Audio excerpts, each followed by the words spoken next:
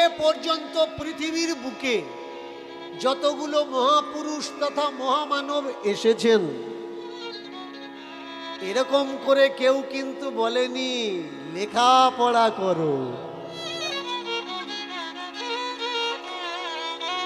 রাম এসে বলেনি লেখাপড়া করো। কৃষ্ণ লেখাপড়া শিখেছেন কিন্তু কোথাও বলেনি তোমরা লেখাপড়া করো।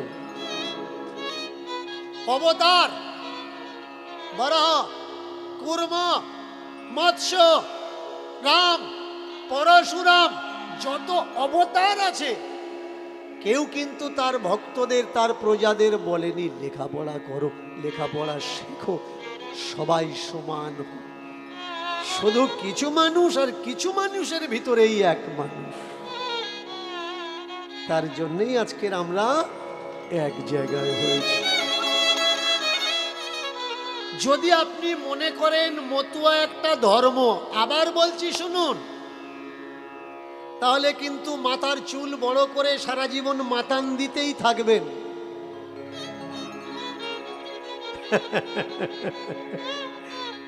না তো আপনার উন্নতি হবে, না আপনার ছেলের উন্নতি হবে, না তো আপনার মেয়ের উন্নতি হবে, না তো আপনার দেশের উন্নতি হবে, না তো দশের উন্নতি হবে। শুধুমাত্র কোথাও যদি হরিসভা হয়, ডাল ভাত আলু সিদ্ধ খাবেন আর মাতান দেবেন। এই হচ্ছে ধর্ম। ধর্ম এছাড়া আর কিছু দেয় না। কিন্তু দর্শন কি দেয়? দর্শন আমাদের হাত ধরে চোখ খুলতে বলে, দেখো কোনটা ঠিক আর কোনটা ভুল। এই কদিন আগে মেদিনীপুরের আসরে আমি একটা বিষয় নিয়ে চর্চা করছিলাম। চর্চা করার অধিকার আমাদের সকলের আছে, প্রত্যেকের আছে। সংবিধান আমাদের সে অধিকার দেয়, আমরা চর্চা করতেই পারি। সেখানে আমি চর্চা করছিলাম যে সমগ্র ভারতবর্ষে তথা বিশ্বের কোনা কোনা থেকে মানুষ পয়সা পাঠিয়েছে রাম মন্দিরের জন্য। কেন? আমাদের নাম, আমাদের নাম। কিন্তু মন্দির যখন হচ্ছে, আমরা রামের কাছে যেতে পারবো না। আমার আর আমাদের রামের মাঝখানে একজন দাঁড়িয়ে থাকবে। এটা কেন ভাই? মন্দির করো, মাঝখানে কাউকে রেখো না। আমরা যাব, আমার ইচ্ছা আমি একটা ফুল দেব, আমার রামের পায়ে দেব, বেরিয়ে আসবে। ট্রাস্টে টাকা জমা হবে, ফুল গুড়ানোর জন্য মানুষ থাকবে, ফেলে দেওয়ার জন্য মানুষ থাকবে। কিন্তু আমার পূজাকে, আমার প্রার্থনাকে বয়ে নিয়ে আরেকজন যাবে কেন? তাহলে সিস্টেমটা তো সেই রকম হয়ে গেল। এমএলএ এর সঙ্গে দেখা করতে গেলে আগে এমএলএ এর চৌকিদারের রায় নিতে হবে। মন্ত্রীর সঙ্গে দেখা করতে গেলে আগে মন্ত্রীর পিএর সঙ্গে কথা বলতে হবে। তাহলে ভগবান যদি সার্বজনীন হবে, ভগবান যদি সকলার হবে, মাঝখানে পিএ গুলো কি করছে ভাই? তাহলে ভগবান তোমার নাকি ভগবান শুধুমাত্র পিএদের? এই সত্যটা জানানোর জন্য কে এসেছিলেন? আজকের সেই মানুষের জন্য আমরা চর্চা করছি। ইন্টারনেটে দেখবেন অনেকে আমার প্রশ্নের হাজারো প্রশ্ন আমি খাড়া করে দিয়েছি আজকের মানুষের সামনে। হাজারো তথ্য যারা সত্য ভালোবাসে তাদের হাতে তুলে দিয়েছি, এভিডেন্স তুলে দিয়েছি। দীনকৃষ্ণ ঠাকুরের সঙ্গে ডিবেট করা লাগবে না, দীনকৃষ্ণ ঠাকুরকে প্রশ্ন করা লাগবে না। যারা দীনকৃষ্ণ ঠাকুরকে শোনে তাদের কাছে গেলে হাওয়া টাইট হয়ে যাবে, আমার কাছে আসা লাগবে না। যারা আমাকে শোনে, এতে হয়েছে কি, এই জায়গায় ওদের রাগ। আজকের এক ভক্ত আমাকে এক চিরকুটে লিখে দিয়েছিলেন কি, সূর্যপদ নস্কর নাম ছেড়ে দীনকৃষ্ণ ঠাকুর নাম কেন? এসো ভাই, আমার ফোনটা একদিন ব্যবহার করো, আর সারাদিনে যখন 1000-1200 ফোনের কৈফিয়ত তোমার দেওয়া লাগবে, তারপরে বুঝবে মানুষ ঠাকুর কখন হয়। ঠাকুর আকাশ থেকে পড়ে না, ঠাকুর এলি। আমাদের দেশের একটা নিয়ম আছে, ঠাকুর এলি। সেই ঠাকুরটাকে দেখবেন কোনো বাচ্চাকে কেউ ঠাকুর বলে না, প্রথমে বাচ্চার একটা বাচ্চা হয়, তারপরে যখন আরেকটা বাচ্চা হয়, সেই বাচ্চা এই বাবার বাবাকে কি বলে? ঠাকুর দাদা। সম্পর্ক কখন তৈরি হয়? যখন কেউ কাউকে জন্ম দেয়। এই যে নবাগতাগুলো ভ্রূণ হয়েছিল,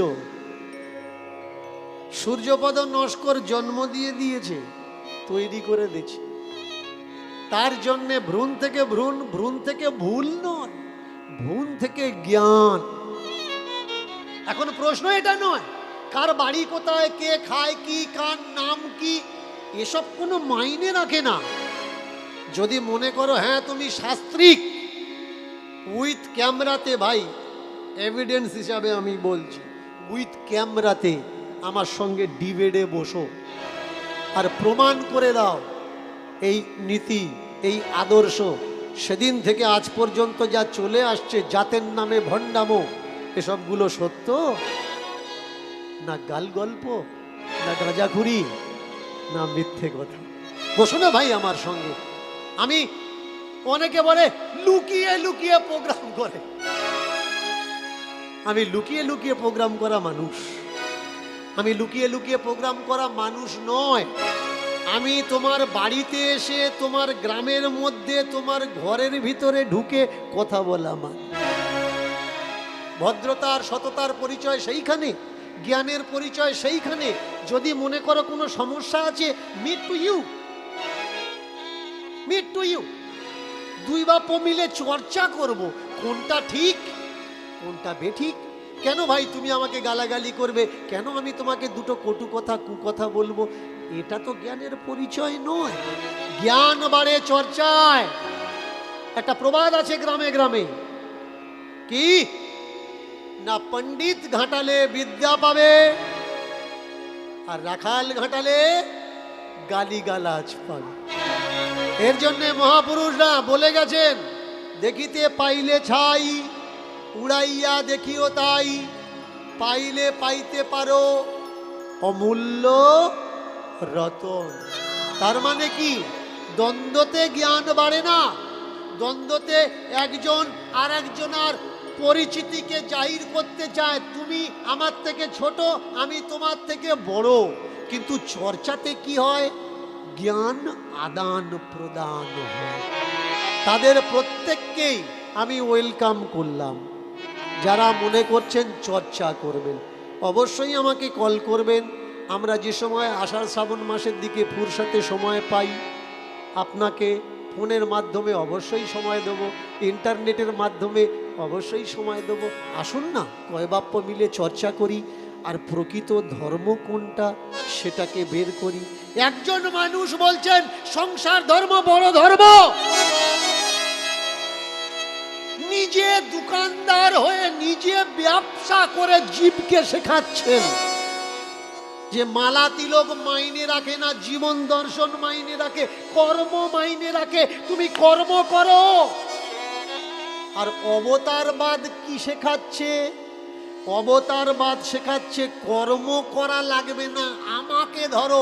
মামেকং শরণম ব্রজ অহং ত্বাম সর্ব পাপেভ্যো মোক্ষয়িষ্যামি মা শুচ। আমি তোমার মুক্তি দেব, তুমি শুধুমাত্র আমাকে ধরো। কিন্তু সেই জায়গায় দাঁড়িয়ে আমার ঠাকুর হরিচাঁদ বললেন, তোমার উদ্ধার তুমি করবে, তুমি কারোর উপরে ডিপেন্ডেন্ট হয়েও না। সেই জায়গায় দাঁড়িয়ে গৌতম বুদ্ধ বললেন, আমি বলছি বলে কেউ বিশ্বাস করো না, শোনো, দেখো, যাচাই করো, তারপরে গ্রহণ করো কোনটা ঠিক আর কোনটা বেঠিক। এরা কি বলছেন? সম্পূর্ণ ভিন্ন কথা, তৎসময়ের জাগতিক নিয়ম অনুসারের উল্টো স্রোতের কথা। যেখানে বলছে লেখাপড়া শেখা লাগবে না। এই আজকের একটা বিষয়, কোনো এক কীর্তনিয়ার ভাইপো সামনে পরীক্ষা এসে গেছে, আর তার দাদু তাকে বলছে লেখাপড়া লাগবে না, শুধু কীর্তন কর। বলুন, ওই ছেলেটা আইএস হবে, আইপিএস হবে, ওই ছেলেটা বিডিও হবে, ওই ছেলেটা আইডিও হবে, এসডিও হবে, ওই ছেলেটা সিএম পিএম হবে না। এগুলো হতে গেলে লেখাপড়া শেখার দরকার। হ্যাঁ, তুমি মন্দিরে যাও, সেটা তোমার অবসর টাইমে, যখন তোমার কাছে সময় থাকবে, কিন্তু তোমার শিক্ষা নষ্ট করে মন্দির কদাচ না। আগে শিক্ষা। এই জায়গায় তো ঠাকুর বলেছেন যদি ভিক্ষা করতে হয় তাও করো, শিক্ষার জন্য ভিক্ষা করো। পরিবারে অন্তত একটা ছেলেকে শিক্ষিত করো। কেন আমরা তাকে পূজা করব? কেন আমরা তাকে ভালোবাসবো? কেন আমরা তাকে গ্রহণ করব? কেন এই দর্শন সমগ্র বিশ্বব্যাপী ছড়ানোর দরকার? যেখানে একদল বলছে মালা নাও, তিলক নাও, প্রভুকে সেবা করো, সেই জায়গায় দাঁড়িয়ে আমার ঠাকুর বলছে মালা তিলক কিচ্ছু লাগবে না, নিজেকে তৈরি করো। কোনটা গ্রহণ করবেন? যে তোমার সত্তাকে জাগানোর চেষ্টা করছে, যে তোমার স্বাধীনতার ডালি নিয়ে তোমার হাতে দিতে চাচ্ছে, নাকি যে তোমাকে পরাধীন বানিয়ে তোমাকে গোলাম বানানোর চেষ্টা করছে? যে বলছে তোমার অর্থকে সঞ্চয় করো, অর্থকে অনর্থ নষ্ট করো না, এই মানুষটাকে গ্রহণ করবেন? নাকি তাদেরকে গ্রহণ করবেন যারা বলছে অর্থ অনর্থের মূল টাকা পয়সাগুলো আমাদের দিয়ে দে, আমরা অট্টালিকার এসি ঘরে থাকবো, তোরা মুক্তি পাবি দান করার পরে, তোরা গাছতলায় থাক? কাকে গ্রহণ করবেন? বিচার আপনাদের। আজকের এই চর্চার মাধ্যমে একটা গল্প কথা আমরা শুনবো, আস্বাদন করব, আর সেই গল্পের মাধ্যমে আমরা আগে বাড়বো কোনটা সত্য আর কোনটা মিথ্যা। যে লীলা আমি আপনাদের আজকে শ্রবণ করাবো, সেই লীলা এক মা আর এক ছেলের ঘটনা, ছেলের কথা। মায়ের নাম বেশি দূরের কথা না, এই নৈমিষারণ, লখনৌ থেকে কাছাকাছি, যেখানে এই সব ধর্মগ্রন্থের রচনা করা হয়েছে, দাবি করা হয় ধর্মগ্রন্থের মত অনুসারে। মায়ের নাম কি? মায়ের নাম হচ্ছে সুরুচি। ভালো করে মন দিয়ে শুনবেন, মায়ের নাম কি? মায়ের নাম হচ্ছে সুরুচি। আর ছেলের নাম কি? ছেলের নাম হচ্ছে ধর্ম।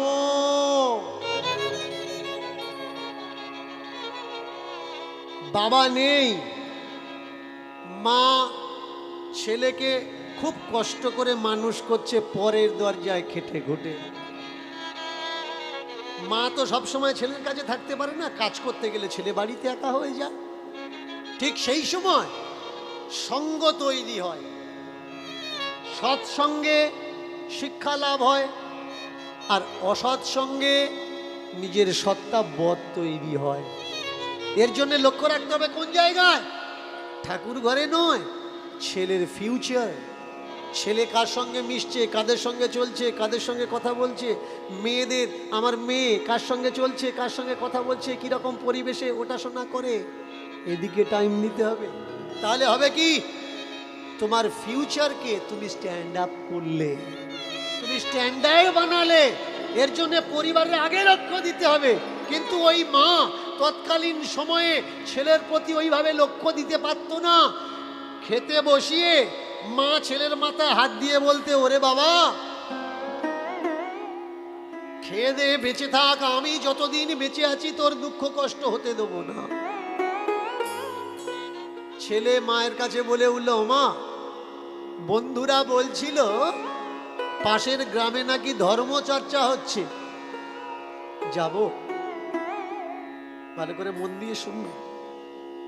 এ কথা শোনার পরে মা ছেলেকে বলে উঠল, বাছারে ও বাছা, ভাবিনি এমন দিন আসবে, বাছারে ও বাছা, বাছা ভাবিনি এমন দিন আসবে বাছারে ও বাছা ভাবিনি এমন দিন আসবে বাছারে ও বাছা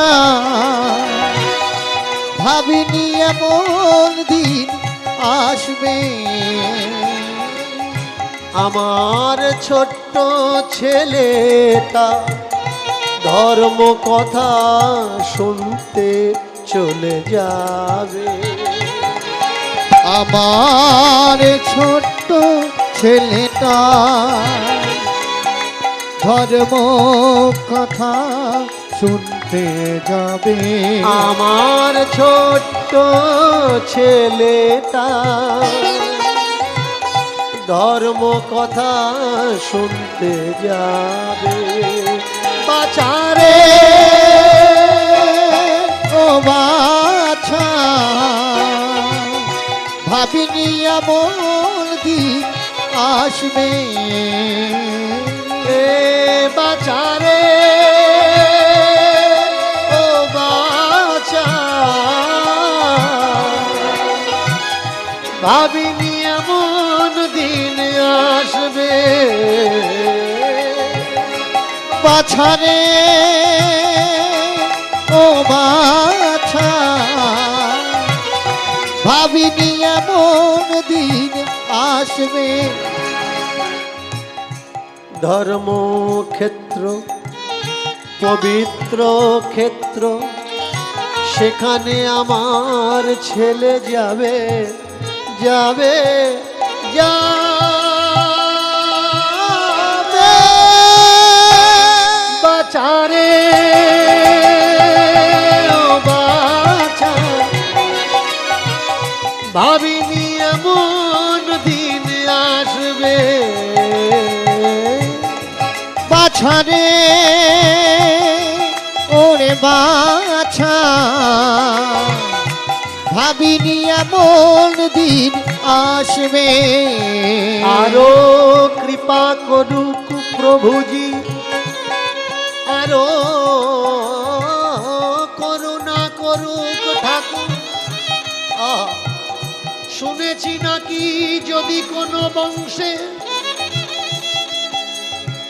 একজন বৈষ্ণবের জন্ম হয় পিতৃকুল সাতকুল মাতৃকুল সাতকুল তার নাকি উদ্ধার হয়ে যায় তোর এই ভাব দেখে তোর এই ভক্তি হৃদয়ে গুপ্ত প্রেম দেখে আমার তো মনে হয় বাছা তুই পরম বৈষ্ণব ধন্য আমি যে তোকে গর্ভে ধারণ করেছি ধন্য সে তোর পিতা এই পৃথিবীতে যেকে ওকে এনেছে কৃপা করুক সেই না যেন তুই বৈষ্ণবের বৈষ্ণব হ, যেন তোর মতো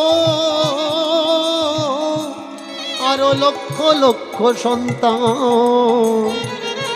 ঘরে ঘরে বিষ্ণু ভক্ত জন্মায় এই প্রার্থনা করি এই বিনতি করি যেন প্রভু তোকে রক্ষা করে বাছারে ওরে বাছা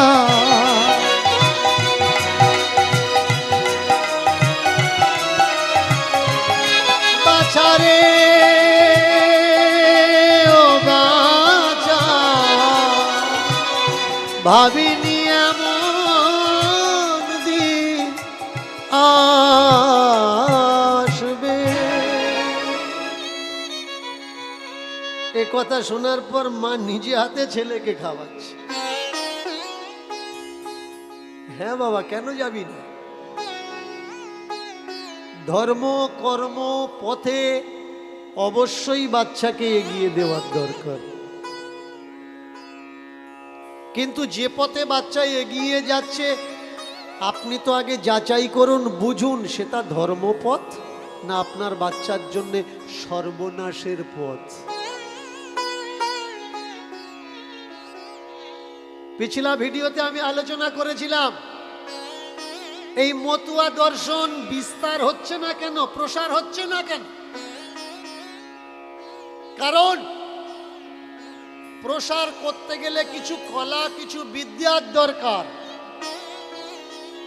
যে দেখে শেখে সে কিন্তু জীবনে ঠকে না, আর যে মনে করে আমি দেখে শিখবো না সে ঠকে শিখবে, আর ঠকতে ঠকতে তার অস্তিত্বই শেষ হয়ে যাবে। ঠিক তেমনি হয়েছে মতুয়া ভাব দর্শনের উপরে। কেন না, যেখানে বৈষ্ণব ধর্মের মানুষরা তারা প্রবাদ ছড়িয়ে দিল, বংশে যদি কোনো ব্যক্তি একজন বৈষ্ণব হয় তার 14 পুরুষ উদ্ধার হয়ে যাবে, সেখানে কিন্তু মতুয়া দর্শনে এমন কথা ছড়ানো নেই। কি কথা ছড়ানো আছে, প্রচার কি আছে, কথিত কি আছে? যত পাপ করো, অন্যায় করো, কামনা সাগরে ডুব দাও, পাপ মুক্তি হয়ে। আচ্ছা ভাই, কামনা সাগরে ডুব দিলে পাপ তোমার মুক্তি হয়ে গেল, তুমি মরে গেলে তারপরে কি হবে? খাবারের যদি বৃদ্ধি না হয়, শুধু যদি সমাপ্তি হয়, তাহলে বাড়তে পারে কি? বাড়তে পারে না। ঠাকুর শ্রী অনুকূল চন্দ্র তিনি বলেছেন কি, যজন যাজন ইষ্টবীতি। যজন করো, যাজন করো, ইষ্টবীতি। শুধু নিলে হবে না, দিতে হবে। প্রচার প্রসার। তোমার অবসর টাইমে তুমি অন্য কোনো বন্ধু, কোনো মিত্র, কোনো শাখার বাড়িতে চলে যাও আর তাকে উদ্বুদ্ধ করো সৎ সঙ্গী বানানোর জন্য। আমার বলার উদ্দেশ্যটা কাউকে ছোট বানানো নয়। আমার বলার উদ্দেশ্যটা হচ্ছে এই, প্রত্যেকটা মতপথের পিছনে তাদের বিস্তার ভাবাপন্ন আছে। যারা খ্রিস্টান তাদের প্রচারের জন্য তারা কি করছে? বড় বড় সেন্টার খুলে রেখেছে। তুমি গরিব মানুষ, তোমাকে টোটো দেব, তুমি খ্রিস্টান হও। তোমাকে 1 কাঠা জায়গা দিয়ে বাড়ি বানিয়ে দেবো, তুমি খ্রিস্টান হও। তোমার ফ্রি অফ কস্ট ট্রিটমেন্ট দেব, তুমি খ্রিস্টান হও। শুধু তাই নয়, এই সব ধর্মের দিকে মানুষ কিভাবে অ্যাট্রাকশন করেছে ভালো করে দেখুন। আপনি সিনেমা দেখতে যাবেন, আপনি টিভি দেখবেন, টিভির সামনে বসবেন, কারোর উপরে, কোনো ব্যক্তির উপরে ভূত চেপেছে, সেই ভূত সবাইকে মারছে, সবাইকে মেরে ফেলছে, সবাইকে ভয় দেখাচ্ছে। কিন্তু এমন এক ব্যক্তিকে ভয় দেখাতে গেছে যার গলায় যীশু খ্রিস্টের ক্রস ছিল, সে ক্রসটা নিয়ে দেখাচ্ছে, ভূত তার কাছে আর যেতে পারছে না। তাহলে এতে হলো কি? আপনাকে অ্যাট্রাকশন করছে ধর্মের দিকে, যে যার গলায় ক্রস আছে, ক্রুশ আছে, তাকে ভূতে ধরে না। এমন হাজারো ভূতের বই আছে, দেখবেন যে ক্রস দেখালে ভূত সেখানে আসছে না। শুধু তাই নয়, দেখবেন নাম নিয়ে গন্ডি কেটে দিচ্ছে, এই গন্ডির ভিতরে কেউ আসবে না। আমি বলেছিলাম স্টেজে, ওপেন স্টেজ দাঁড়িয়ে, ভাই মন্ত্রের কোনো ক্ষমতাই নেই, কোনো শক্তি নেই। ওয়ার্ল্ডে যদি এমন কোনো ব্যক্তি থেকে থাকো যে মন্ত্রের শক্তি আছে, এসো আমার সামনে, প্রুফ করে দাও যে মন্ত্রের ক্ষমতা আছে। বলুন তো, যারা আগুনের উপরে খাদ্য সামগ্রী দিয়ে পুড়িয়ে নষ্ট করে, যাকে হবন বলা হয়, যাকে যজ্ঞ বলা হয়, আপনি করছেন, আমি করছি, আমার পরিবারের মানুষ করছে, আমার ঘরের শান্তির জন্য 21 কিলো বেলকাঠ, 10 কিলো ঘি, 1 মণ কাঠ, 2 মণ কাঠ, 4 মণ কাঠ। যারা এই পলিউশন দূষিত করছে আমাদের প্রাকৃতিক পরিবেশকে, বলুন তো মন্ত্র অনেকে আমায় বলে যে বাবা এখন সেদিন নেই আর সে মন্ত্র শক্তিও নেই, আগে ছিল। কত আগে ছিল? চলে যাই, চলুন আমরা ৭৬-এর মন্বন্তরের সময়, অনেক বছর পিছিয়ে যাই। যখন আমাদের দেশে দুর্ভিক্ষ এলো, খাওয়ার জন্য কিচ্ছু ছিল না, পাতা খেয়েছে, ঘাস খেয়েছে, জল খেয়েছে, মানুষ ছোট্ট ছোট্ট নুড়ি পাথর খেয়ে বেঁচেছিল, অনেকে মোরা মানুষ খেয়েছে। ভাই তখন তোমাদের যজ্ঞ হোম মন্ত্র শক্তি কোথায় ছিল? কোথায় ছিল সেই সব দেবতাগুলো যাদের নাম নিলে মানুষ তাদের রক্ষা করে? সেই সময় ওই অনাহারের সময়, ওই দুর্ভিক্ষের সময় কেউ কি ডাকেনি সেই সব দেবতাকে? কেউ কি বলেনি মা লক্ষ্মী তুমি এক মুঠো ভাত দাও? আবার কবে শিখবেন ভাই? দর্শন আমাদের কি শেখায়? দর্শন আমাদের দেখা শেখায়। দেখো, যারা বলছে অর্থ অনর্থের মূল, অর্থের কোনো প্রয়োজন নেই, আপনি খালি হাতে মন্দিরে ঢুকবেন, প্রণামী না দিলে ঢুকতে দেবে না, তাহলে অর্থের প্রয়োজন আছে কিনা? যারা বলছে অর্থের কোনো প্রয়োজন নেই, আপনি অপরাধ করেছেন, সেই অপরাধের যোগ্য 10 গুণা টাকা আপনি জমা দিন, আপনার অপরাধ মুক্ত হয়ে যাবে। যারা জঙ্গলে গিয়ে কালো হরিণ মারল, তারা বেকসুর খালাস পেয়ে ঘুরছে। কেন? টাকা আছে বলে। আপনার ছেলের কাছে যদি 2 গ্রাম গাঁজা পাওয়া যায় 10 বছর জেল খাটবে। আর যাদের ছেলেরা ড্রাগস নিয়ে পার্টি করছিল জাহাজের উপরে, তারা ধরা পড়লো, অথচ বেকসুর খালাস হয়ে গেল। কেন? টাকা আছে বলে। আপনি কাঠগড়াতে হাঁটতে হাঁটতে 5 চামড়া মরে যাবে কেন? আপনার কাছে প্রয়োজনের অর্থ আপনি রাখেননি, তাই। এর জন্যে প্রয়োজন অর্থ দরকার, এত অর্থ ইনকাম করুন। যদি কোনোদিন আপনার গ্রামে অভাব আসে, আপনার অর্থ দ্বারা যেন আপনি আপনার গ্রামকে বাঁচাতে পারেন। অর্থের বড় প্রয়োজন, আর এই অর্থ কামাতে গেলে সহজ পন্থা, শিক্ষিত হন, লেখাপড়া করুন। ঠাকুর কত বড় দার্শনিক দেখুন, তিনি বলেছেন আমাদের এই জাতি অজ্ঞান জাতি, সহজ সরল জাতি। এই জাতিকে এগিয়ে নিয়ে যেতে গেলে গায়ের বল বা হ্যাকাতি দরকার না, শিক্ষার আলো দরকার, চেতনা দরকার। অজ্ঞানী মানুষ দুটো নোংরা কথা বলতে পারে, কিন্তু জ্ঞানী মানুষ বিবেচনা করে কথা বলতে পারে। আজকের সমাজে বিবেচনা দরকার। ছোট্ট ছেলেটা মাকে বলছে আমি ধর্মসভাতে যাব, যেখানে ধর্ম কথা আলোচনা হচ্ছে।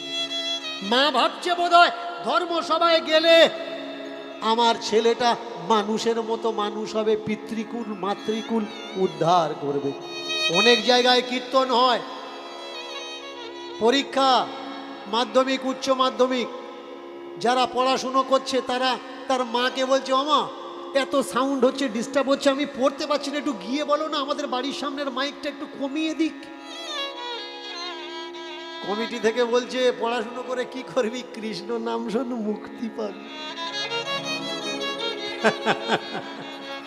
লক্ষ্য রাখতে হবে কোনটা আগে দরকার, ধর্ম দরকার না ধোয়া মোহ দরকার, এটা আগে বুঝতে হবে। ছোট্ট ছেলেটা বলছে মা আমি যাব। বন্দুকের গুলি, মুখের বুলি আর ছোট্ট বাচ্চার ফিউচার যদি একবার বের করে দেন, ও আর ফিরবে না। এর জন্য ভাবনা চিন্তা করে মুখের বুলিকে বের করে লাগবে।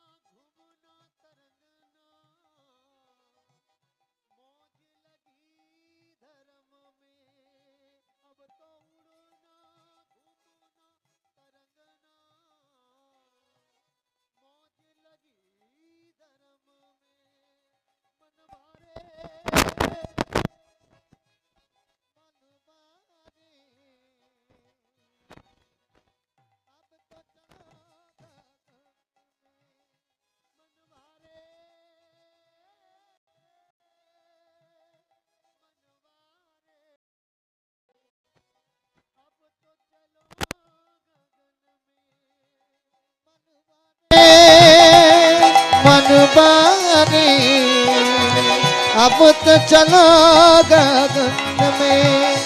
হাসিতে খুশিতে চলে তারা যায়, ঘন ঘন মুখে তারা হরিনাম গায়। হাসিতে খুশিতে চলে তারা যায়, ঘন ঘন মুখে তারা হরিনাম গায়। আয় হাসিতে খুশিতে চলে তারা যায়, ঘন ঘন মুখে হরিনাম গায়।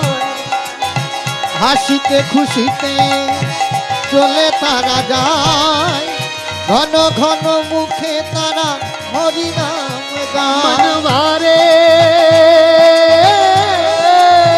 ওরে মনবারে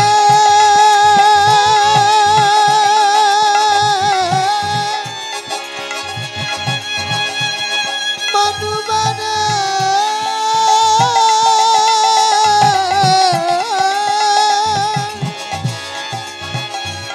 মনবারে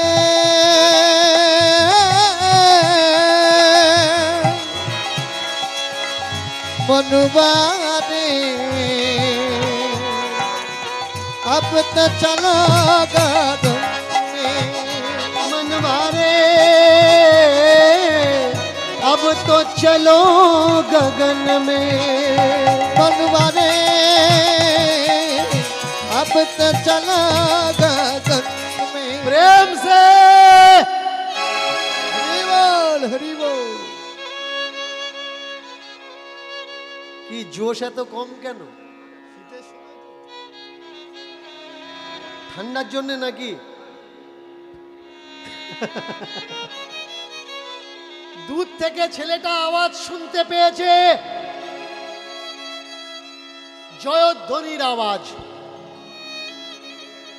যেই জয়ধ্বনির আওয়াজ শুনেছে, কিঞ্চিত যদি কারোর মনে ভাব থাকে, ভাব মানে হচ্ছে দাবাগ্নি, আর জয়ধ্বনি মানে হচ্ছে ঘি। এই দাবাগ্নিতে যদি ঘি পড়ে, আগুন কিন্তু নেবে না, আগুন আরো তেজ জ্বলে ওঠে। ধর্মপ্রেমী বাচ্চা আর দূর থেকে জয়ধ্বনি শুনেছে, যেই শুনেছে আর মন মানছে না, পা যেন ছুটে চলে যেতে চাচ্ছে। বন্ধুগণ, সখাগণকে সঙ্গে নিয়ে বসবে তো বসবে, একেবারে যেখানে প্রবচন হচ্ছিল তার সামনে গিয়ে বসেছে। যিনি প্রবচন দিচ্ছেন সামনে বসে, তার বক্তব্যের মাধ্যমে তুলে ধরছেন বদ্ধ জীব আর মুক্ত জীব। নোট করবেন জায়গাটা, পয়েন্টটা ভালো করে খেয়াল করবেন। বদ্ধ জীব আর মুক্ত জীব। জীব কয় প্রকার? জীব হচ্ছে 4 প্রকার। বদ্ধ জীব, নিত্য জীব, মুমুক্ষ জীব আর মুক্ত জীব। বদ্ধ জীব কারা? যারা সংসার ছাড়া কিচ্ছু জানে না, কাজকর্ম করা, সংসার করা, আনন্দ করা, খাওয়া দাওয়া করা, ঘুমানো, এরা হচ্ছে বদ্ধ জীব। মুক্ত জীব কারা? যারা সংসার দিয়ে কোনো ভাব রাখে না, রইল ঝোলা চলল ভোলা। তার মানে সাধারণের ভাষায় দায়িত্বহীন, অকর্মণ্য, অকৃতজ্ঞ। কিন্তু ধার্মিকের ভাষায় তারা মুক্ত, আর সংসারিকের ভাষায় তারা বদ্ধ জীব। আগে বোঝা লাগবে বদ্ধকে আর মুক্তকে। খুব সুন্দর করে বিশ্লেষণ করছেন, আরো বোঝাচ্ছেন। এই যে তোমরা যাকে বাবা বলছো, মা বলছো, এরা অরিজিনাল বাবা মা না,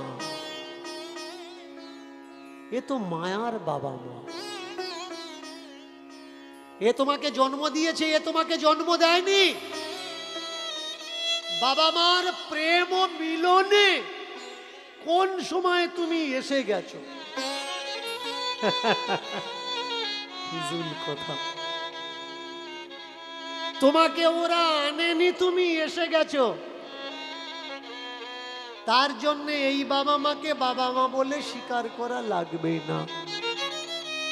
পরম পিতা পরমেশ্বরকে, পরম পিতা পরমেশ্বর হলো শ্রীকৃষ্ণ। যে যে মত পথের মানুষ, যারা শৈব তারা বলছে শিবই হচ্ছে পরম পিতা। যারা ব্রহ্মবাদ ব্রহ্মকেই মানছেন সর্বশ্রেষ্ঠ। যারা শক্তির উপাসক তারা কালীকে মানছেন। যারা গণপত্য তারা গণেশকে মানছেন। মতপদ বিচার সবার আলাদা। শেখাচ্ছে কি? পরম পিতা তো সেই জগতের জগৎপতি জগদীশ্বর। সকলে ছেড়ে দেবে, সে তোমায় ছাড়বে না। ছোট্ট ছেলেটা এই প্রবচন শুনতে শুনতে বন্ধুতে জিজ্ঞাসা করছে, হ্যাঁ রে বন্ধু, তাহলে আমার বাবা মা নয়? জগদীশ্বর জগৎপতি যদি আমার বাবা হয়, আমার মা হয়, আমার সর্বস্ব হয়, তাহলে বুঝবো কি করে সে আমার বাবা, সে আমার... এই খোকা, এই খোকা, এই কথা বলছো কেন? ওঠো, উঠে দাও, কথা বলছো কেন? না, আমার এই বন্ধুটা বলছে যে জন্মদাতা বাবা মা যদি বাবা মা না হয়, তাহলে আমাদের আদি আসল বাবা মা কে? এই কথাটা আমরা দুজনে চর্চা করছিলাম। উঠে দাঁড়াও। উঠে দাঁড়িয়েছে, জমনি উঠে দাঁড়িয়েছে। বলো না মহারাজ, আমি জানতে চাচ্ছিলাম আমাদের আসল বাবা মা কে। ওরে মূর্খ, এখনো জানিস না? এত বড় হয়েছিস। যে জগৎ, যে সৃষ্টিকে, অনন্ত কোটি বিশ্ব ব্রহ্মাণ্ডকে যে রচনা করেছে, অনন্ত কোটি বিশ্ব ব্রহ্মাণ্ডকে রচনা করেছে, হ্যাঁ, তিনি হলেন পরম পিতা পরমেশ্বর। আচ্ছা, তাহলে তাকে পাবো কোথায়? অন্তত একবার দেখি, এক ঝলক তাকে দেখি। এইবার পাঠকজি বলে উঠলেন, বাড়িতে বসে তাকে দেখা যায় না, মূর্খ কোথাকার। তাকে দেখতে গেলে ঘর ছাড়া লাগে, জঙ্গলে জঙ্গলে বনে বনে ঘোরা লাগে, ঠান্ডার সময় হিমালয়ে, গরমের সময় আগুন জ্বালিয়ে তপস্যা করা লাগে, তবে সেই পরম পিতাকে উপলব্ধি করা যায়, দর্শন পাওয়া যায়, না হলে পাওয়া যায় না। একটু নক করবেন। এই সকল কথাগুলো যারা বলছে, ঘর ছাড়লে তবে তাকে পাবে, হিমালয়ে তপস্যা করলে তবে তাকে পাবে, জঙ্গলে তপস্যা করলে তবে তাকে পাবে, জলে বর্ষায় ভিজে তপস্যা করো তবে তাকে পাবে, এই ভিতরে শতকরা হিসাব নিয়ে দেখবেন 99.9% মানুষ কেউ কিন্তু ঘর ছাড়ানি, গদি নিয়ে বসে আছে, অট্টালিকার ভিতরে বসে আছে, এসি ঘরে বসে বসে আছে, আর তারাই বলছে ঘর ছাড়ো তবে তুমি ভগবান পাবে। আর ওই যে 99.9 পরে যে 1% মানুষ আছে আমাদের সমাজের, সেই সব বোকাগুলো ঘর ছেড়ে দিয়ে এখানে ওখানে ঘুরছে, যখন পেটে টান ধরছে তখন কোনো একটা সাইড নিচ্ছে, কোনো আশ্রমের আন্ডারে চলে যাচ্ছে, চাকর খাটো তবে খাওয়া পাবে। সেই যখন চাকর খাটতে হবে, ওদের বাড়িতে গিয়ে কেন খাটবো ভাই? চাকর খাটার জন্য তো আমার বাড়ি আছে। সেই যখন ঘাস সাফ করব, ওদের বাড়িতে গিয়ে কেন করব? ঘাস পরিষ্কার করার জন্য তো আমাদের বাড়িটা আছে। সেই যখন গুরু সেবা করতে হবে আশ্রমে গিয়ে, তাহলে পিতামাতা স্বরূপ গুরু তো আমার বাড়িতে বসে আছে, ওখানে সেবা করতে আমার অপরাধ কোন জায়গায়? নানান প্রশ্ন মাথায় ঢুকে গেল। অনেক কথা শুনেছে সকাল থেকে, বিকেল বেলা বাড়িতে চলে আসলো। আর আসার সময় একটা জিনিস রট্টা মারছে, বিশ্বাস করো, বিশ্বাস করো, বিশ্বাসে মিলায় বস্তু, তর্কে বহু দূর। বিশ্বাস করো, বিশ্বাস করলে তাকে পাবে, আর না বিশ্বাস করলে তাকে হারাবে। বিশ্বাস করো, বিশ্বাসে মিলায় বস্তু, তর্কে বহু দূর। বিশ্বাসে মিলায় বস্তু, তর্কে বহু দূর। সন্ধ্যার পরে মা এসে জিজ্ঞাসা করছে, হ্যাঁ রে খোকা, খোকা বল কি পেলি তুই গিয়ে ধর্মাসনে? খোকা বল কি পেলি তুই গিয়ে ধর্মাসনে? খোকা বল কি পেলি তুই গিয়ে ধর্মাসনে? খোকা বল তুই গিয়ে ধর্মাসনে? খোকা বল বল তুই গিয়ে ধর্মাসনে?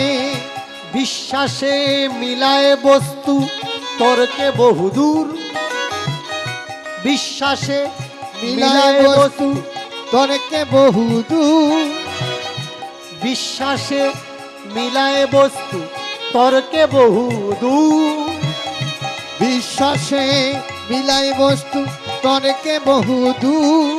এই মন্ত্র পেয়েছি মা গিয়ে ধর্মসুর। খোকা বল বল কি পেলি গিয়ে ধর্মাসনে? খোকা বল বল তুই কি পেলি গিয়ে ধর্মাসনে? খোকা বল বল বল। এই খোকা, ধর্ম কথা শুনতে গেলি কি পেলি? ধর্ম কথা শুনতে গিয়ে জানতে পারলাম বিশ্বাসে মিলায় বস্তু, তর্কে বহু দূর।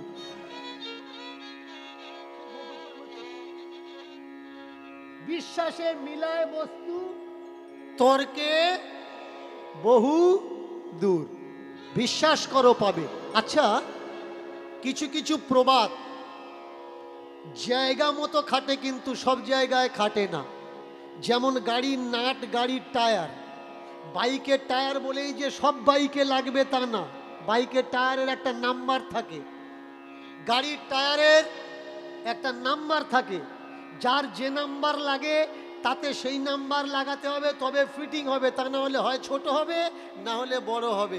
তেমনি প্রবাদ সব জায়গায়, সব মানুষ, সব ক্ষেত্রে লাগে না। যেমন ধৈর্য অতি মহৎ গুণ। মহৎ গুণ কি? ধৈর্য অতি মহৎ গুণ।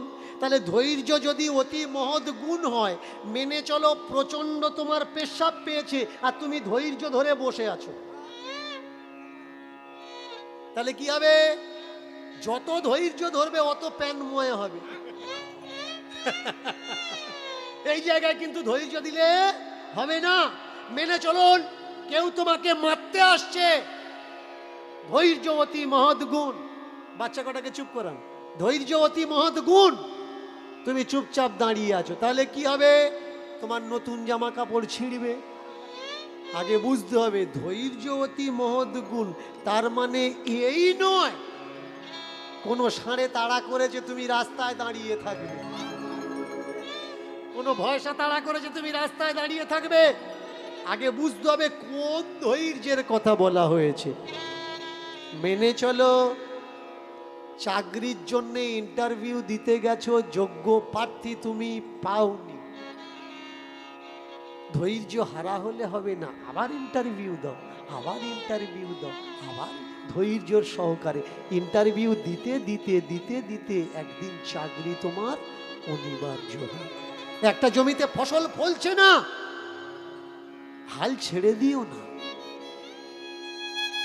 কোপাতে থাকো, খুরপি দিয়ে জল দিতে থাকো, গাছ চারা লাগাও, আগাছা সাফ করতে থাকো ধৈর্যের সঙ্গে।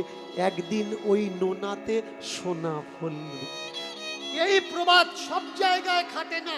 ছেলেটাকে মা জিজ্ঞাসা করছে, ও মা, ও বাবা, ধর্ম পথ পথ শুনতে গিয়ে কি শিখলি? বললে বিশ্বাস করো তাকে পাবে। বিশ্বাসে মেলায় বস্তু, তর্কে বহুদূর। আপনাকে কি শিখিয়ে দেওয়া হলো? তর্ক করো না। আপনাকে অশিক্ষিত বানানো হলো, মেনে নাও। You accept me. যা বলবো, যেখানে বলবো, যে অবস্থায় বলবো। তোমরা যারা বলছো ভাই মতুয়া একটা ধর্ম, বলো এই কথাটা মানতে পারবে যে যা বলবে বিশ্বাস করা লাগবে? যেখানে ঠাকুর বলছে বিচার করো, পরখ করো, দেখে নাও, সেখানে তো বিশ্বাসের প্রসঙ্গ আসে না। আগে বুঝতে হবে তোমার সত্তা হারিয়ে কিছু পাওয়া যায় না ভাই। মা বেশি লেখাপড়া জানে না, তথাকথিত মতপথের মানুষ। মা বললে যখন গুরুরা বলেছে নিশ্চয়ই বিশ্বাস করলে তাহলে পাবে। এইবার খাওয়া দাওয়া হয়ে গেছে, ছেলে অনেক জ্ঞান সংগ্রহ করে বাড়ি এসেছে। এক বিছানাতে মেঝের উপরে মা ছেলে দুজনে শুয়ে, মা ছেলেকে বুকের মধ্যে ধরেছে। ওরে বাবরে, তুই কত জ্ঞান অর্জন করেছিস। এবার মাকে ঠুকছে, ও মা, মা তুমি নাকি আমার আসল মা নও। ও মা, বাবা নাকি আমার আসল বাবা নয়, আর একজন নাকি আমার আসল বাবা আছে, তার নাম জগৎপতি। বলুন, কোনো বড় দাদার সামনে ছোট ভাই দাঁড়িয়ে যদি প্রশ্ন করে, দাদা শুনছিলাম তুমি নাকি আমার দাদা নও, বুকে কেমন চোট লাগবে? কোনো বাবার সামনে দাঁড়িয়ে কোনো ছেলে যদি প্রশ্ন করে, বাবা শুনছিলাম তুমি নাকি আমার বাবা নও। কোনো মায়ের সামনে দাঁড়িয়ে কোনো ছেলে যদি প্রশ্ন রাখে, মা তুমি নাকি আমার অরিজিনাল মা নও। মা ছেলেটাকে বুকে জড়িয়ে ধরেছে। ধর্ম রে, আমি জানি না আমি তোর সত্যি সত্যি মা কিনা। তোকে তোকে আমি কমাস গর্ভে ধরেছি, পেটে ধরেছি বাবা। অনেক যন্ত্রণা সহ্য করে মৃত্যুর সঙ্গে পাঞ্জা কষে আমি তোকে পৃথিবীতে নিয়ে এসেছি। যখন তুই প্রস্রাব করতিস ভিজে কাপড়ে আমি ঘুমাতাম, আঁচলটা পাল্টে শুকনোটা তোর দিকে দিতাম। আমার খাবার ছিল না, আমি না খেয়ে জল খেয়ে বেঁচেছি, কিন্তু আমার বুকের অমৃত ধার আমি তোর মুখে তুলে দিয়েছি। তারপরেও বাছা আমি জানি না আমি তোর আসল মা কি। সংসারে বড় অভাব ছিল। তোর বাবা আমাকে বলতো আমি এক মুঠো কম খাই, তুমি বেশি খাও এক মুঠো, কারণ তোমার বুকে দুধ না হলে বাচ্চাটা বাঁচবে কি করে। আমি জানি না ওই বাবাটা অরিজিনাল বাবা কিনা। তুই বলতো বাছা, আমি যদি অরিজিনাল না হই, আসল না হই, তোর বাবা যদি আসল না হয়, তাহলে সত্যি সত্যি বাবা কোনটা? মাগো, শুনেছি কানে পরম পুরুষ পরম পিতা বলে আছে একজন, সেই নাকি এই জগৎ সৃষ্টি করেছে, সেই নাকি এই জগৎ রচনা করেছে, সে নাকি সবার আসল বাবা। আর এই জগতে জন্মদাতা পিতা মাতা ওরা নাকি মায়া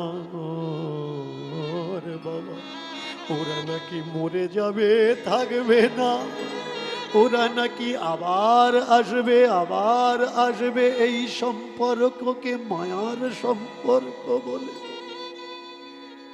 আরে খোকা, একটা দিন তুই শাস্ত্র কথা শুনতে গেলি, একদিনে তুই এত কিছু শিখে ফেলেছিস বাবা। ধর্ম কথা শুনতে গিয়ে ধর্ম জ্ঞান অর্জন করে বাবা মাকে পর করে দিলি বাবা মা। এখন বুঝতে পারছি তোকে ধর্ম কথা শুনতে পাঠানোটাই আমার ভুল হয়েছে। ভাবিয়া করিও কাজ, করিয়া ভাবিও না। আমাদের মতুয়া সমাজের ভিতরে খুব গুণী লেখক একজন, তিনি তার ফেসবুক আইডিতে আমাকে নিয়ে লিখেছেন যে দীনকৃষ্ণ ঠাকুরের হাতে লাল সুতো আর কিছু দেখলাম, এগুলো বলতে পারবেন ওগুলো কি? দেখেছেন আমাদের সমাজের লেখকের অবস্থা, দশা কি? যে কথাগুলো আমি বললাম সেই কথার উপরে সে নক করলো না, বা সেই কথা মানুষের কাছে পৌঁছে দিল না। মানুষের কাছে পৌঁছে দিচ্ছে কি? দীনকৃষ্ণ ঠাকুরের হাতে কি। বাড়বে ভাই এ দর্শন। এ দর্শন যাদের বাড়ানোর দায়িত্ব ছিল, যারা বাড়াচ্ছে তাদের হাতে কি আছে, পায়ে কি আছে, মাথায় কি আছে, গায়ে কি আছে, সেই দিকে লক্ষ্য করছে এরা। এদের লক্ষ্যটা ধর্ম বাড়া দিয়ে নয়, দর্শন বাড়া দিয়ে নয়, সমাজের শান্তি রক্ষা নিয়ে নয়। কিভাবে না বাড়ানো যায়, শুধুমাত্র নিজের গদিতে বসে নিজের গদি বিস্তার প্রসার করা যায়, এই এদের চিন্তা ভাবনা। আমরা আমাদের ছেলে মেয়েদের পাঠিয়ে দিচ্ছি কোথায়? গুরুমুখী পন্থায়। গুরু করো, গুরু না থাকলে তোমার মুক্তি হবে না, গুরু না থাকলে তোমার মুক্তি হবে না। এই গুরু পরম্পরা প্রথা শিখদের ভিতরে শিখ গুরু তুলে দিয়েছেন। শিখ গুরু লাস্ট গুরু হয়েছে, এরপরে আর কোনো গুরু নেই। একটাই নাম বলা হয়, সত শ্রী অকাল, বায় গুরুজি কি খালসা। একটাই গুরু, এরপরে গুরু আসনে কেউ বসেনি, কারণ তিনি দেখেছিলেন গুরু আসনটা বড় ভয়ঙ্কর, আর এই আসনে যদি জোচ্চর বসে তাহলে তো সমাজের অবস্থা থাকবে না। যাদের নিজেদের তেল কেনার পয়সা নেই তাদের পায়ে দেখবেন মানুষ তেল দিতে দিতে পা চকচকে করে ফেলেছে। কেন না? তারা আজকের গুরুর আসনে বসেছে। যাদের এক সময় খাওয়া হতো না, খোঁজ নিয়ে দেখবেন তারা দামি ফরচুনারে ঘুরে বেড়াচ্ছে, সুমোতে ঘুরে বেড়াচ্ছে, স্করপিওতে ঘুরে বেড়াচ্ছে। কেন না? তারা গুরু আসনে বসেছে। এই গুরু পরম্পরা, গুরু প্রথা বড় ভয়ঙ্কর। গুরু অবশ্যই করার দরকার। তাকে গুরু করুন যে আপনার থেকে বেশি জানে। জীবনে তাকে গুরু কোনো সময় করবেন না যার থেকে আপনি বেশি জানেন, কারণ যে আপনার থেকে বেশি জানে তাকে যদি গুরু করেছেন আপনি অনেক কিছু জানতে পারবেন, আর তার থেকে যদি আপনি বেশি জানেন তাকে যদি গুরু করেন তাহলে আপনি যা জানেন অতটুকু ভুলে যাবেন। কোনো চর্চা, কোনো জ্ঞান লেনদেন হবে না। মা বলছে আমার ভুল হয়েছে, আমার ভুল হয়েছে, আমার ভুল হয়েছে, বড় ভুল করেছি, তোকে ধর্মস্থানে পাঠিয়ে আমার উচিত হয়নি। কিন্তু বাচ্চাকে যদি একবার রাস্তা দেখিয়ে দেওয়া হয় আর সেই রাস্তাটা যদি খারাপ হয়, ওই বাচ্চাকে আপনি আর ফেরাতে পারবেন না। ছোট্ট বাচ্চাটা ভাত খাচ্ছে না বলে মা, দিদিমা, ঠাম্মা, পিসিমা কি করছে? মোবাইল চালিয়ে দিয়ে কার্টুন দেখছে। ছেলেটা ঠান্ডা হয়ে আছে, মোবাইলটা ধরে আছে, মা পাশ থেকে খাওয়াচ্ছে।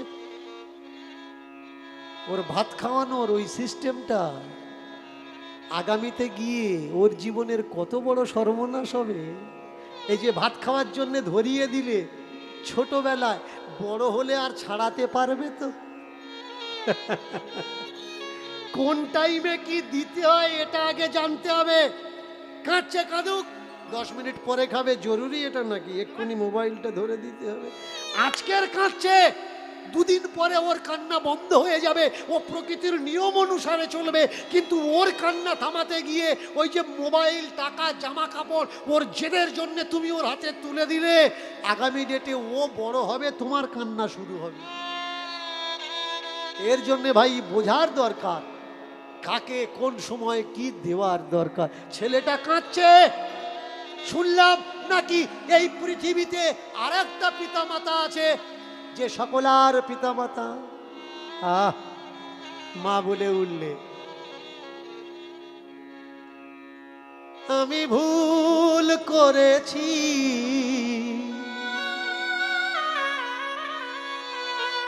তোকে পাঠিয়ে, আমি ভুল করেছি তোকে পাঠিয়ে, আমি ভুল করেছি তোকে পাঠিয়ে, আমি ভুল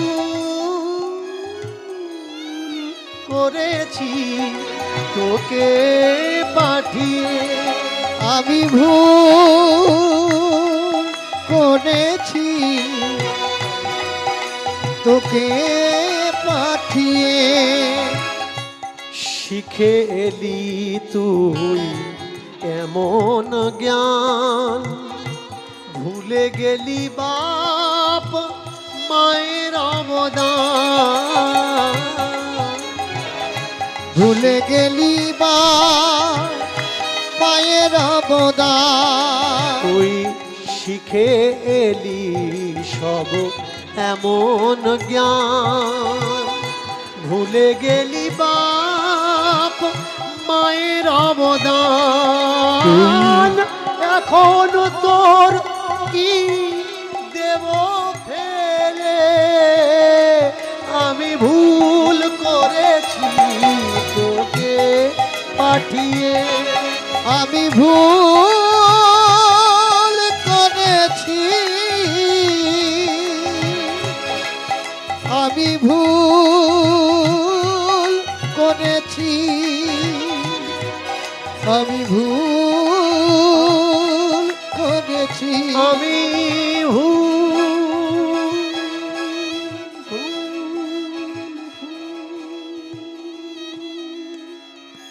এই খোকা, ওখানে যে কথা চর্চা হয়েছে ওটা ওদের জন্য হয়েছে, তোর জন্যে না। কিন্তু মা, জেনেছি যখন অরিজিনাল বাবা কেউ আছে, আমার একবার দেখার ইচ্ছা, আমি দেখব। যেতে দাও মা, আমাকে বিদায় দাও। সকাল হবে মা, আমি আর থাকবো না, আমি চলে যাব মা, আমি চলে যাব। বলতে পারো মা, এই সংসারে মানুষ জন্মাচ্ছে, মানুষ মরছে, তুমি দেখতে পাচ্ছ না? ওখানে যে সব কথা আলোচনা করা হয়েছে ও তো ঠিক কথাই আলোচনা করা হয়েছে। ওই গুরুদেব তো ভুল কথা বলেনি। আজ তুমি আছো, কাল তুমি থাকবে না। আজ আমি আছি, কাল তুমি থাকবে না, কিন্তু সে তো থাকবে। কে সে? যাকে বলা হয় থার্ড ম্যান, সে থাকবে। কে সে? ভগবান।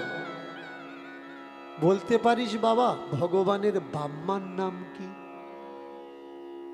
মায়েরা যারা দূর দূর থেকে এসেছেন, একটু বলবেন, জোরে বলবেন, ভগবানের বাবা মার নাম কি? একটু জোরে বলুন, ভগবানের বাবার নাম কি, মার নাম কি? ভাস্কর, পটো। কালী ঠাকুর যদি ভগবান হয়, ভগবানকে তৈরি করে কে? ভাস্কর। আর যে তৈরি করে সে তার বাবা মা। যে দুর্গা ঠাকুরকে লাখবার প্রণাম করছেন মা দুর্গা বলে, কুমারটলিতে কখনো গিয়ে দেখেছেন যেগুলো বিক্রি হয়নি তাদের কেউ প্রণাম করে না? কেন? কারণ ওগুলো এজেন্টদের আন্ডারে আসেনি। যে কটা এজেন্টদের আন্ডারে এসেছে ওই কটা মা। আর এই ভাস্করগুলো এত বুদ্ধিমান। দুর্গা পূজা হলো, দুর্গা ঠাকুর যদি বিক্রি না হয়, দুর্গা ঠাকুর পরে গিয়ে অন্নপূর্ণা হিসাবে বিক্রি হবে। লক্ষ্মী ঠাকুর যদি বিক্রি না হয়, পেঁচাকে হাঁস বানিয়ে দেবে, হাতের থেকে ভান্ডার কেড়ে নিয়ে একটা বিনা লাগিয়ে দেবে।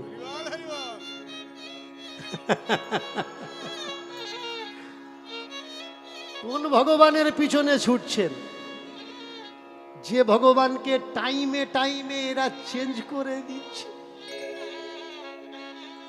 কারোর ভাবাবেগে আঘাত দেওয়ার জন্য আমি কথাগুলো বলছি না। এবার জোর করে যদি আপনি আঘাত লাগিয়ে নেন, বাঁধিয়ে নেন, তার জন্য দায়িত্ব আপনার। খাজুর গাছের গোড়ায় খাজুর কাটা পড়ে থাকবে, দেখে চলা লাগবে আপনার, তা না হলে পায়ে ঢুকবে। বললে হবে না আমার পায়ে কাঁটা ঢুকেছে কেন, তুমি রাস্তা দেখে চলোনি তাই তোমার পায়ে কাঁটা ঢুকেছে। এর জন্য দীনকৃষ্ণ ঠাকুরের কথাকে ইগনোর করে চলো, তা না হলে মিথ্যে ভাবের হাঁড়িটা রসগোল্লার হাঁড়ির মতন ঠোকর খেয়ে ভেঙে যাবে। আর তোমার মিথ্যে মিথ্যে ওই যে রসগোল্লা ও রাস্তা ছড়িয়ে যাবে, একটাও খেতে পারবে না। এর জন্য যদি মনে হয় তুমি ভাবের ঘরের মানুষ, সাবধান করে দিচ্ছি, ওয়ার্ন টু ইউ, আমার কীর্তন শুনবে না। আমার কীর্তন হাঁড়ি ভাঙা কীর্তন। ওই হাঁড়ি ভেঙে গেলে পোড়া হাঁড়ি, ও আর হাঁড়ি হবে না, খোলাম কুচি হবে। এর জন্যে যারা মনে করো সত্যকে জানবো, শুধুমাত্র তারাই আমার কীর্তন শোনো, না হলে কীর্তন শুনবে না। চমৎকার কথা দেখুন, যারা বলছে মরার পরে এই হবে, মরার পরে ওই হবে, মরার পরে তাই হবে, এরা কিন্তু মরেনি, এরা সব বেঁচে আছে। তাহলে যদি বেঁচে থাকলো, এরা বুঝছে কি করে মরার পরে কি হবে? কারণ এরা জানে ও মরবে তবে আমার বিজনেসটা চলবে। অনেক ওষুধ, কবিরাজ, তাবিজ আপনাদের এসআইটা আছে কিনা জানি না। কিছু কিছু গুণিনের জ্বালায় তো ট্রেনে ওঠার কল নেই। আপনি ট্রেনে উঠেই ওপরের দিকে চেয়ে দেখবেন লেখা আছে 5 মিনিটে বসি করো। মেনে চলুন আপনার অন্যজনের বইয়ের সঙ্গে লাইন আছে, অন্য কারোর বইয়ের সঙ্গে লাইন আছে, আর সে বলেছে তোমার দাদা কেসটা ধরতে পেরেছে, তুমি আমার সঙ্গে আর কথা বলো না, আর ট্রেনে উঠেছেন ওইদিকে আপনার লক্ষ্য গেছে, 5 মিনিটে বসি করো। কি করবেন আপনি? একবার অন্তত ট্রাই করবেন, যাই দেখি 5 মিনিট কেন, যদি 1 সপ্তাহ লাগে লাগুক, দাদাও ঠিক হয়ে যাক, বৌদিও ঠিক হয়ে যাক। চমৎকার বিষয়। এই দাদা বৌদির চক্করে আপনার পায়ের ছাল চামড়া মরছে, আপনার ব্যাংকের ব্যালেন্স খালি হচ্ছে। বৌদিটা বলে দিয়েছে হবে না, ভুলে যাও। লাভবান হচ্ছে কে? ওখানে বসে থাকা গুণিনটা। যে বললে ভিনগুত্রের দিয়ে তাবিজটা বাঁধিয়ে নিও, যে বাঁধবে ও যেন 3 দিন না ছোঁয়।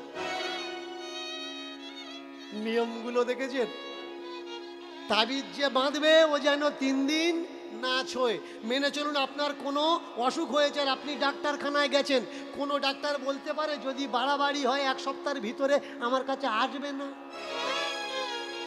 আমি তোমাকে ছুঁতে পারবো না, তুমি আমাকে দেখিও না, বলতে পারে কি? বলতে এরা নিয়ম। আপনি ফেসেছেন কোথায়?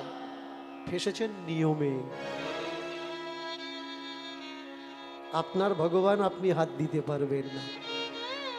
যার বাড়ি হরি মন্দির আছে গিয়ে দেখবেন হরি মন্দিরের ঠাকুরের পায়ের ধারে যে ঘটখানা, পিতলের ঘটখানা রাখা আছে, ওই ঘরটা যে কেউ পরিবারে ধুতে পারে, মুছতে পারে, জল দিতে পারে, পাতা পাল্টাতে পারে, নারকেল দিতে পারে, ডাব দিতে পারে।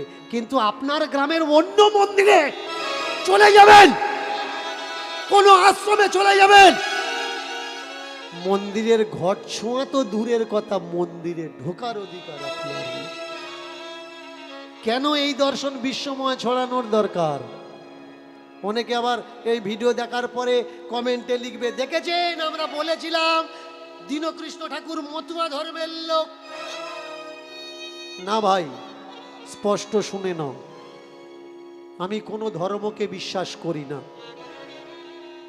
আমি কোনো ধর্মেরই মানুষ না। আমার পরিচয়, আমি শুধু মানুষ। আমার কর্ম, যারা নিজের আইডেন্টিটি হারিয়ে ঘুরছে এর তার সিম্বল লাগিয়ে তাদেরকে জাগিয়ে দেওয়া যে আমি মানুষ, তুমিও মানুষ। তোমার আইডেন্টিটি তুমি অ্যাজ এ হিউম্যান। তুমি কোনো ভক্ত নও, তুমি কারোর গোলাম নও। তাহলে এখানে প্রশ্ন জাগে, যে দীনকৃষ্ণ ঠাকুর মালার বিরোধ করছে সে গলায় মালা পরছে কেন? যে দীনকৃষ্ণ ঠাকুর তিলকের বিরোধ করছে তার কপালে লাল টিকা কেন? কারণ মালা খোলাতে গেলে মালা পরা লাগবে, তিলক মোছাতে গেলে তিলক পরা লাগবে। না হলে আপনি তিলক যার কপালে আছে তার কাছে গিয়ে দাঁড়ালে আপনাকে দাঁড়াতে জায়গা দেবে না। যার গলায় মালা আছে খোলাতে যাবেন, আপনার গলায় যদি মালা না থাকে ও আপনার কাছে দাঁড়াতে দেবে। অনেকে বলে আমরা নাকি নাস্তিক, যারা মানবতা সাম্যবাদকে নিয়ে চলে তারা নাকি নাস্তিক। না ভাই, আমরা কোনো নাস্তিক না। আমাদের একটা আইডেন্টিটি, আমরা সত্যকে সঞ্চয় করছি, আমরা সত্য সন্ধানী। দীনকৃষ্ণ ঠাকুর একা সত্য সন্ধানী না, বিশ্বের সমগ্র বিশ্বের সৈকড়া মানুষ যারা সত্যকে অ্যাকসেপ্ট করে তারা প্রত্যেকেই সত্য সন্ধানী। তাই তাদের আইডেন্টিটি, তারা নাস্তিক না, তারা সত্য সন্ধানী। আমরা শুধুমাত্র মানুষ, আর মনুষ্যত্বই আমাদের গুণবত্তা হওয়ার দরকার, এছাড়া আর কিচ্ছু না। তাকিয়ে দেখুন, গুরু পরম্পরায় ভেসেছে আমাদের এই দুনিয়ায়। গুরুদেব বাড়িতে আসলে যত্ন করতে হয়, গুরু যত্ন করলে তবে নাকি তার স্বর্গে ঠাঁই হয়।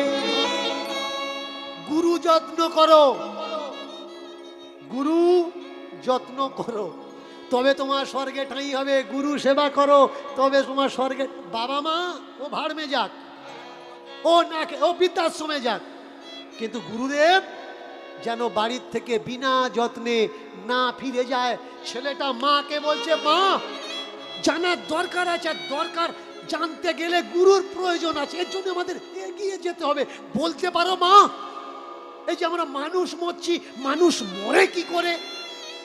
আমি কথা শুনতে গেলাম, পাঠ শুনতে গেলাম, সেই পাঠে মৃত্যু চর্চা করছিল। মানুষ যখন এই শরীর থেকে বেরিয়ে যায়, আত্মা, যমদূত দাঁড়িয়ে থাকে, ওই যমদূত টেনে নিয়ে যায় যমলোকে, আর সেখানে গিয়ে বিভিন্ন যন্ত্রণা তাকে, কষ্ট তাকে দেয়, আর সেই কষ্ট সহ্য করতে পারে না, তার জন্যে ব্রাহ্মণদের ডেকে শ্রাদ্ধ করে তার শান্তি দেওয়া লাগে। চমৎকার কোন জায়গায় দেখেছেন? আপনি যদি শাস্ত্র মানেন গীতা মিথ্যে হয়ে যাবে, আর আপনি যদি গীতা মানেন তাহলে শাস্ত্র পুরাণ মিথ্যা হয়ে যাবে। কিরকম? এটা আমার মুখের কথা না, আপনি পড়ে দেখবেন, তারপরে বুঝতে পারবেন। এরা বলছে মানুষ মরার সময় শরীর থেকে আত্মা বেরিয়ে যায়, আর এই আত্মাকে কে নিতে আসে? যমদূতেরা নিতে আসে। কর্ম অনুসারে ওই আত্মাকে নরকে সাজা প্রাপ্ত হয়। কিন্তু ভগবান শ্রীকৃষ্ণ গীতাতে বলছেন, হে অর্জুন, আত্মা না তো মরে না তো জীবিত হয়। আত্মাকে না তো ধরা যায়, না তো কাটা যায়, না তো মারা যায়, না তো দুঃখ দেওয়া যায়, না তো কষ্ট দেওয়া যায়, না তো সুখ অনুভূতি আছে। আত্মা খায় না, আত্মা ভয় পায় না, আত্মা জলে ভেজে না, আত্মা রোদ্দুরে শুকায় না। তাহলে যে আত্মা, তার কোনো ফিলিংসই নেই, সেই আত্মাকে এরা নরকে সাজা দেয় কি করে? এটাকে বুঝতে হবে। এই নরক কনসেপ্ট এলো কোথার থেকে? নরক কনসেপ্ট এসছে গরুড় পুরাণ। বলে নেবেন গরুড় পুরাণ। প্রথমে কোন কনসেপ্ট ছিল? কনসেপ্ট ছিল উর্বশী, অপ্সরা, মেনকা, রম্ভা, তিলোত্তমা। আপনি আপনার বাবার শ্রাদ্ধ করবেন, আপনার বাবা স্বর্গে চলে যাবে। স্বর্গের পতিতাগুলো আপনার বাবার চতুর্দিকে সেবা যত্ন করবে। নাও নাও, কাঁচের গ্লাসে করে সুরা নিয়ে আসবে। সুরা, সুরা মানে কি? আপনার বাবা বুড়ো হয়ে গেছে, কষ্ট পাচ্ছে, আর সে কোনো পাঠ শুনেছে, বাবা পরাচিত্তির করে দিলে আমি স্বর্গে যাব। আপনার বাবা মরে যাবে এই নিয়ে আপনার বাবার দুঃখ নেই। আপনার বাবা চিন্তা করছে মরার পরে গ্লাস পাবো তো? চতুর্দিকে 20, 25, 18, 16 ঘুরবে তো? এই কি শাস্ত্র গ্রন্থ? এগুলো আমার মুখের কথা না, পড়ে দেখবেন।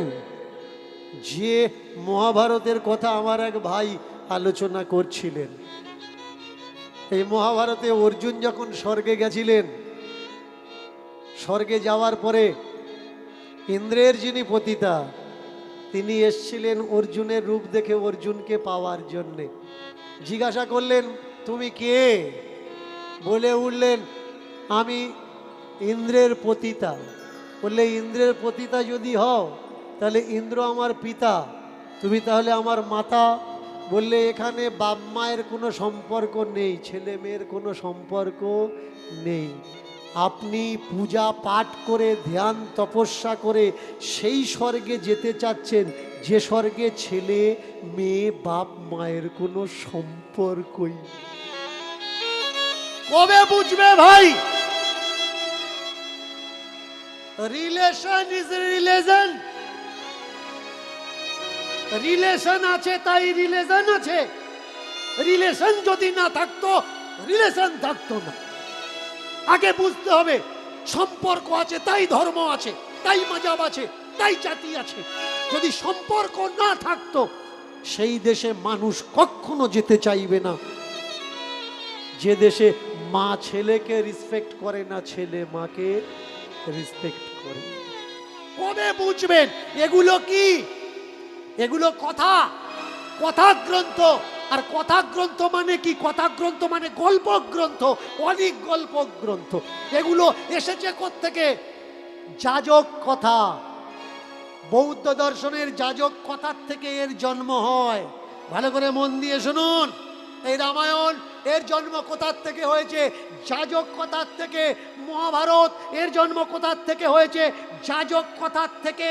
এই মহাভারতের আদি পর্ব পড়ে দেখবেন মহাভারতের প্রথম নাম কি? প্রথম নাম হচ্ছে জয়, তারপরের নাম ভারত সংহিতা, তারপরের নাম হচ্ছে মহাভারত। এটা কি? মহাভারত কথা। কথা মানে গল্প, গল্প মানে অলিক, অলিক মানে যা কল্পনা চিন্তা ভাবনার থেকেই আসে। আপনি বলতে পারেন ভাই এতদিন মনে করছিলাম ধর্মগ্রন্থ শাস্ত্রগ্রন্থ, তাহলে কথা গ্রন্থ কি করে হলো? দীনকৃষ্ণ ঠাকুর কেন বলছে এগুলো কথা গ্রন্থ? আমি বলছি না, আমি বলছি না এগুলো কথা গ্রন্থ। কে বলছে? গ্রন্থ, এভিডেন্স, প্রমাণ বলছে। আর যদি কখনো মহাভারত দেখেন, দেখবেন মহাভারত নাম দেখানোর সময় একটা গান বাজে, গানটা শুনবেন। সেই গানে গীতটা এমন আছে, অথ শ্রী মহাভারত কথা, অথ শ্রী মহাভারত কথা, कथा है पुरुषास्त्र की परमार्थ की, ये सारथी उसे बने जो कृष्ण सदा पार्थ की। अथ श्री महाभारत, अथ श्री महाभारत कथा, अथ श्री महाभारत कथा। আ আ আ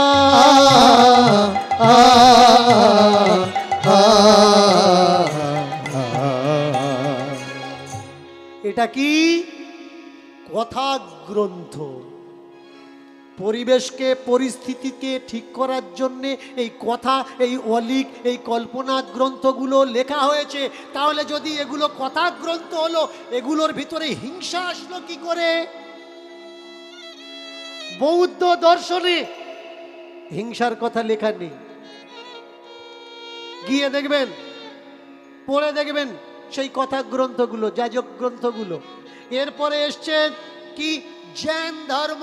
জৈন ধর্মের ভিতরে টু কপি করা হয়েছে এর থেকে, যে এই গ্রন্থে আপনি হিংসা পাবেন না। হিংসা কোথায় পাবেন? যখন এই গ্রন্থ টু কপি হতে হতে ব্রাহ্মণ্যবাদী মতপথে এসে ঢুকলো, তৈরি হয়ে গেল কি হিংসা। কে বলে তোরটা খাবো না, তোরটা নেবো না, তোর বাড়িতে যাব না, তোর ছোঁয়া নেব না। ছোঁয়াছুতের বিমারি কারা এনেছে আমাদের এই ভারতবর্ষে? আমাদের এই ভারতবর্ষে ছোঁয়াছুতের বিমারি ছিল না। স্টোন ইনস্ক্রিপশন পড়ে দেখবেন, অশোকা, সেখানে একটা চাষিরও সম্মান যা, একটা রাজাধিরাজেরও সম্মান তা। আমাদের ভারতবর্ষে কোনো হিংসা ছিল না। আমাদের ভারতবর্ষে কোনো উঁচু নিচু দাস প্রথা ব্যবধান ছিল না। এনেছে কারা? পড়ে দেখবেন, রাহুল সংকীর্তায়নের ভলগা থেকে গঙ্গা। পড়ে দেখবেন মহাত্মা গান্ধী, পড়ে দেখবেন রবীন্দ্রনাথ ঠাকুর। এরা কারা? পড়ে দেখবেন আর্য অনার্য। তাহলে বুঝতে পারবেন এই দেশে হিংসা কারা টেনে এনেছে। আমাদেরকে সব থেকে বেশি ঠকানো হচ্ছে কোন জায়গায়? জন্মতে আর মৃত্যুতে। আমরা বুঝতে পারছি না। যেখানে ঠাকুর বলে গেছেন, শুধু শ্রী শ্রী হরিচাঁদ ঠাকুর নয়, গৌরাঙ্গ মহাপ্রভু, নিত্যানন্দ ঠাকুর, এরা বলে গেছেন শ্রাদ্ধ করার দরকার নেই, নাম সংকীর্তন করো, গোসাই নিয়ে মহোৎসব করো, তাহলে মুক্তি হয়ে যাবে। ভাই, তোমার মুক্তি তুমি করতে পারো। পৃথিবীতে এমন কোনো ওষুধ নেই যা তোমার টেনশনকে দূর করতে পারে। তোমার চিন্তাকে তোমার কন্ট্রোল করতে হবে। মন্ত্র দ্বারা যদি ছটফট করা আত্মাকে শান্ত করা যেত, তাহলে যে মানুষটা গম্ভীর চোট পেয়ে বোম হয়ে গেছে, কথা বলছে না, মন্ত্র দ্বারা তাকেও ঠিক করা যেত। মরার পরে ঠিক করবে কেন? বাস্তবে ঠিক করা যেত। যায় না ভাই, যায় না। বোঝা লাগবে। ছোট্ট বাচ্চাটা তার মাকে জিজ্ঞাসা করছে, মা তুমি তো মরবে, আমি তো মরবো, কিন্তু সে মরবে না। মা ছেলেকে বলছে, বলতো খোকা দেখি, কি বলবো? মানুষ কোথা যায়, মানুষ কোথা যায় গো, মানুষ কোথা যায়, মানুষ কোথা যায়, মানুষ কোথা যায় গো, মানুষ কোথা যায়। মরার পরে দেহ ছেড়ে, মরার পরে দেহ ছেড়ে কোন দেশে ঘোরে মানুষ কোথা যায় গো, মানুষ কোথা যায়, মানুষ কোথা যায় গো, মানুষ কোথা যায়, মানুষ কোথা যায় গো, মানুষ কোথা যায়। এই দেহ ছেড়ে কোন সে লোকে, এই দেহ ছেড়ে কোন সে লোকে আসা যাওয়া হয় গো, মানুষ কোথা যায় গো, মানুষ কোথা যায়, মানুষ কোথা যায় গো, মানুষ কোথা যায়। ও ভাই মানুষ কোথা যায় গো, মানুষ কোথা যায়, মানুষ কোথা যায় গো, মানুষ কোথা যায়। এই লোক থেকে ওই লোকে, এই ভুলোক থেকে গোলোকে, বলো গোলকটা কোথায় গো, মানুষ কোথা যায় গো, মানুষ কোথা যায়।